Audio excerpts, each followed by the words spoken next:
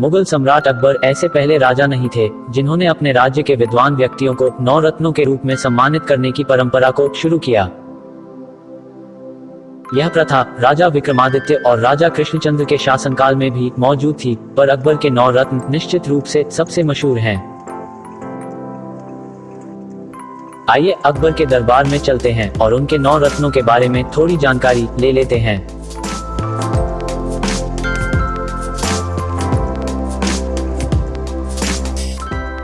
पहले रत्न अबुल फजल।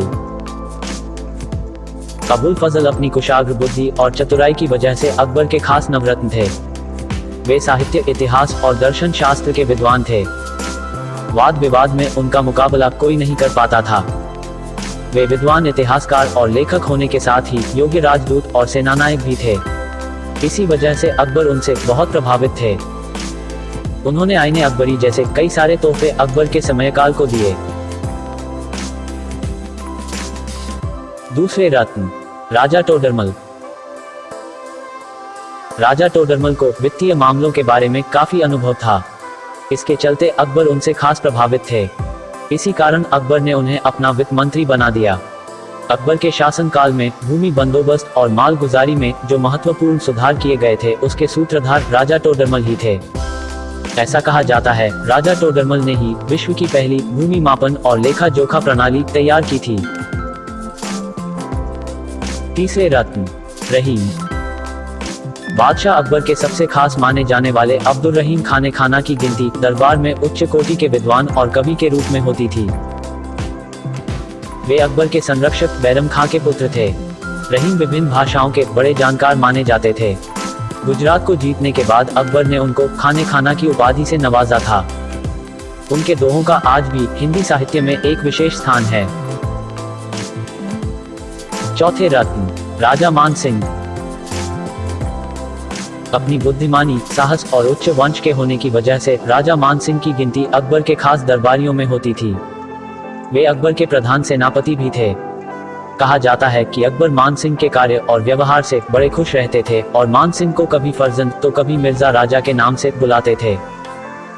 जानकारों की माने तो हिंदुओं के प्रति अकबर के दृष्टिकोण को अधिक उदार बनाने में मान सिंह ने महत्वपूर्ण भूमिका निभाई थी। पांचवें रत्न राजा बीरबल। बीरबल अपनी चतुराई, वाक्पटुता और स्वामी भक्ति के कारण अकबर के सबसे पसंदीदा रत्न थे। कहा जाता है कि उनमें हास्य और हाजिर जवाबी का अद्भुत गुण था। इसके चलते वे अपने चुटकुलों के लिए हमेशा प्रासंगिक रहे। बीरबल से प्रभावित होकर अकबर ने उन्हें न्याय विभाग का उच्चाधिकारी तक नियुक्त कर रखा था। अपनी प्रतिभा के लिए बीरबल राजा की पदवी से भी विभूषित किए गए। जानकारों की माने तो यूसुफ जाइयों के खिलाफ लड़ते हुए बीरबल मारे गए थे, जिसकी खबर सुनकर अकबर को काफी दुख हुआ था। यहाँ तक कि वे कई दिनों तक शोक में रहे। छठे रत्न तानसेन। जब बात संगीत की हो तो तानसेन का जिक्र होना लाजमी है। तानसेन अपनी संगीत कला के लिए अकबर के खास माने जाते थे। ऐसा कहा जाता है कि अबुल फजल इनके संगीत से इतना प्रभावित हुए थे कि उन्होंने अकबर को यह सुझाव दिया कि तानसेन को दरबार के नवरत्नों में शामिल कर लेना चाहिए। अकबर संगीत और कला के प्रेमी तो थे ही, पर तानसेन के संगीत ने उन्हें मंत्रमुग्ध कर दिया और इसी वजह से अकबर ने उन्हें मियां की उपाधि भी दी। एक संगीतकार और गायक होने के साथ वे एक वाद्य वादक भी थे और हिंदुस्तानी शास्त्रीय संगीत के सबसे प्रभावशाली व्यक्तित्वों में से एक थे।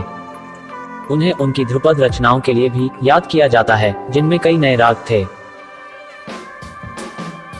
सातवें रत्न फैजी। अपने भाई अबुल फजल की तरह ही फैजी अकबर के बड़े खास थे। उनकी फारसी भाषा पर काफी अच्छी पकड़ थी और वे फारसी में कविता भी लिखा करते थे। अकबर के दरबार में उन्हें राजकवि नियुक्त किया गया था और साथ ही वे अकबर के बेटों के शिक्षक भी थे। जानकारों के मुताबिक अकबर द्वारा चलाए गए दीन ए इलाही के वे बहुत बड़े समर्थक माने जाते थे। फारसी भाषा में उन्होंने 100 से अधिक महत्वपूर्ण काव्य रचनाओं का योगदान दिया। आठवें रत्न मुल्ला दो प्याजा। अपनी मेहनत और लगन की वजह से बादशाह अकबर को प्रभावित करने वाले मुल्ला दो प्याजा अरब के रहने वाले थे। वे हुमायूं के शासनकाल में भारत आए थे और उनका असली नाम अब्दुल हसन था।